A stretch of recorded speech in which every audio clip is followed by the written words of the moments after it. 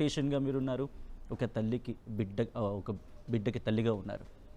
So ఈ ఆస్పెక్ట్ని మాధురి ఎలా చూస్తారు? ఎందుకంటే మాధురి ఒక ఇన్ఫ్లుయెన్స్. శ్రీనివాస్ గారు చెప్పినట్టు 100% నేను దానికి ఏకీభవిస్తున్నాను. సో నిజంగా ఆవిడని కోల్పోవడం చాలా బాధాకరం సిచ్యువేషన్లో. అండ్ అల్లు అర్జున్ గారు తర్వాత ప్రెస్ మీట్ పెట్టడం అనేది నాకు సెకండ్ తప్పుగా అనిపిస్తుంది. ఆ ప్రెస్ మీట్లో తన తప్పుని కప్పిపుచ్చుకునే విధంగా మాట్లాడడం అనేది కొంచెం తప్పు. అట్లీస్ట్ తను అపాలజీ చెప్పుకోవాలి, తప్పు చేశానని ఒప్పుకొని తను బాధపడి ఉండుంటే బాగుండేది. ప్రెస్ మీట్లో కూడా తన తప్పుని కప్పిపుచ్చుకోవడానికే చూశాడు. అది కొంచెం తప్పుగా భావిస్తున్నాను. ఎందుకంటే ప్రాణం పోయేది మనం తీసుకురాలేం.